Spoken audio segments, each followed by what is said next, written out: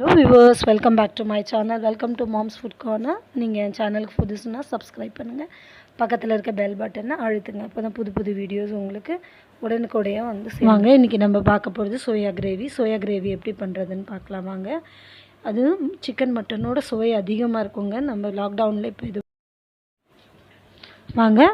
ஒரு பேன் எடுத்துக்கோங்க, ஒரு ஸ்பூன் ஆயில் போட்டுக்கோங்க. ஃபஸ்ட்டு ஜீரா சீட், ஒரு ஸ்பூன் ஜீரகம் நல்லா தாளித்ததுக்கப்புறம் மிளகு ஒரு ஸ்பூன் நல்லா பொரியட்டும். அதுக்கப்புறம் சோம்பு அதே மாதிரி ஒரு கரண்டி, இது நல்லா வறுபடணுங்க எண்ணெயிலேயே. சின்ன வெங்காயம் நான் ஒரு 15 போல் எடுத்து வச்சுருக்கேன், தோல் நீக்கி, அதையும் அது கூட போட்டு நல்லா வதக்குங்க. நல்லா பொன்னிறமாக மாறணும். அது பாருங்கள், நல்லா கோல்டன் ப்ரௌனாக மாறினா தான் அது டேஸ்ட்டு சூப்பராக இருக்கும். இப்போது நான் பெரிய வெங்காயம் ஒன்று அரிஞ்சு வச்சுருக்கேன், அதில் போட்டு அதையும் சேர்த்து வதக்கணும். இதெல்லாம் ஒரு பியூரி ஆக்க போகிறோம், நம்ம பேஸ்ட் ஆக்கினா தான் டேஸ்ட்டு அதிகப்படுத்தும் இது சின்ன வெங்காயம். அதனால் சின்ன வெங்காயம் பெரிய வெங்காயம் ரெண்டுமே போட்டிருக்கேன். நல்லா வதக்குங்க கொஞ்ச நேரம். இப்போது நல்லா வதங்குது பாருங்கள், நல்லா வதங்குது.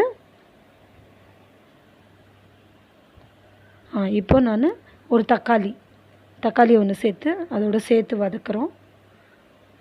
சும்மா கொஞ்ச நேரம் வதங்கினா போதும், இந்த பச்சை வாடை போகிற வரைக்கும் போதும். பாருங்கள், நல்லா வதக்கி முடிச்சோன்னே ஸ்டவ் ஆஃப் பண்ணிவிட்டு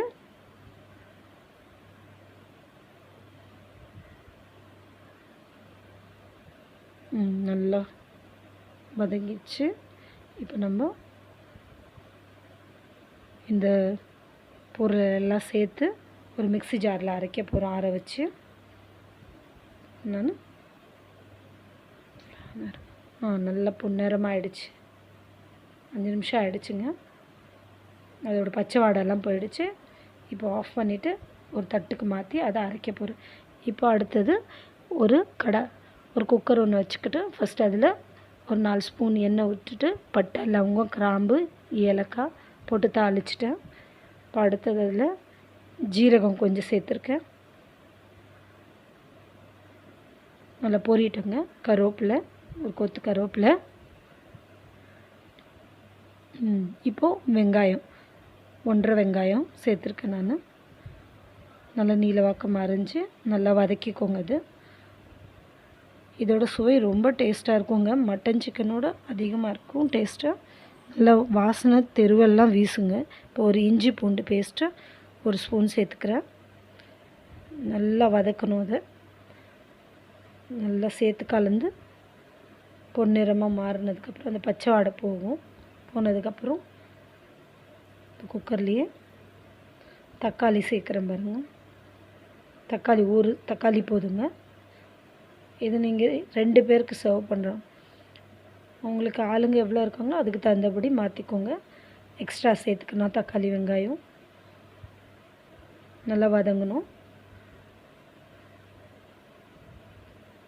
இப்போ கொஞ்சம் வதங்கிறதுக்கு உப்பு சேர்த்துக்கிறேன், அதான் சீக்கிரம் வதங்கும். நல்லா அதை கலக்கி விடுவோம். இப்போ நம்ம அரைச்சி வச்ச பேஸ்ட் அதில் கலந்தாச்சு. இந்த பேஸ்ட்டும் நல்லா கலக்கணும். அதில் நல்லா எண்ணெய் பிரிஞ்சு வந்துருச்சு. இப்போ நான் 10 நிமிஷம் முன்னாடியே சோயா ஊற வச்சு தண்ணியை நல்லா பிழிஞ்சிட்டு போடுங்க, இல்லைன்னா அதுக்கு சொதன்னு இருக்கும். நல்லா பிழிஞ்சிட்டு போடுறேன் பாருங்கள். இப்போ நல்லா கலக்குங்க போட்டு. அதில் நல்லா அந்த மசாலா அது ஒன்றோட ஒன்று ஒட்டணும். இப்போ தான் நல்லா அதில் உப்பு காரெல்லாம் பிடிக்கும். நல்லா கலந்து விடுங்க. ஒன்றோட ஒன்று நல்லா மசாலா ஃபுல்லாக கலக்கணும். இப்போது சில்லி பவுடர், மிளகாய்த்தூள், வெறி மிளகாய்த்தூள் 1 ஸ்பூன், கரம் மசாலா 1 ஸ்பூன்,